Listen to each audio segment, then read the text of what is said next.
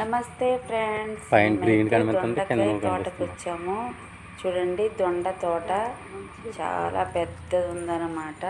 దొండ పాదులన్నీ ఇవన్నీ దొండ పాదులేనమాట.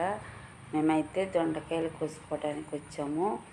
మాకు తెలిసిన వాళ్ళ తోట అనమాట ఇది. కొన్ని దొండకాయలు కోసుకోమన్నారు, అందుకని దొండకాయలు కోసుకోవడానికి వచ్చాము.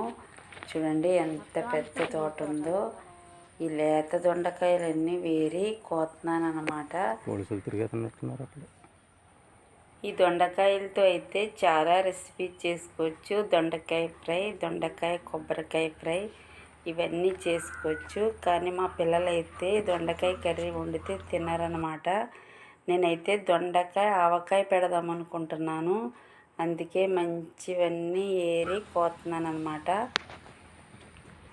దొండకాయలు అయితే చాలా ఉన్నాయి. ఏవి కొయ్యాలో తెలియట్లేదన్నమాట. లేతవేవో ముదిరివేవో తెలియట్లేదు. అలా తోటంతా తిరిగేసి లేతవన్నీ కోస్తున్నాను. ఈ దొండకాయ తోటకు వచ్చినప్పుడు మా పిల్లలిద్దరిని తీసుకురాలేదు, లేదంటే ఈ తోటంతా తెగ తిరిగేదిరి వాళ్ళిద్దరూ. అయితే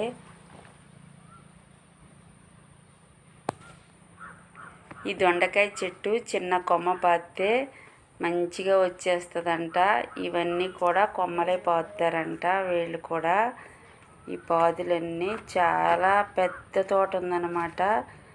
దొండపాదు తోట చాలా పెద్దది ఉంది. పక్కనైతే బెండకాయ తోట ఉంది. ఈ తోటలో అంతా వాటర్ పెట్టేశారనమాట. ఈ వాటర్ వల్ల ఎక్కువ తిరగటానికి అవ్వట్లేదు అనమాట.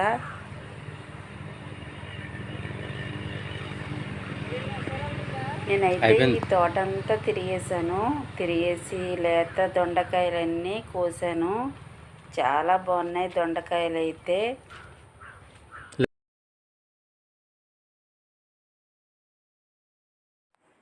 ఈ దొండకాయ తోట అంతా తిరిగేసి అయితే నాకు కావలసినన్ని దొండకాయలు కోసాను.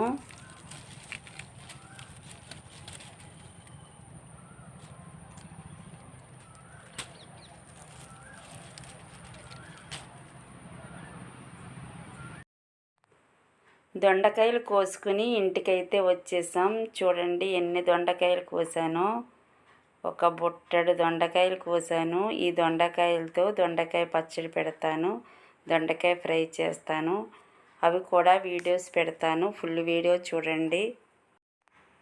ఈ దొండకాయ తోట మీకు నచ్చినట్లయితే లైక్ చేయండి, షేర్ చేయండి, సబ్స్క్రైబ్ చేయండి.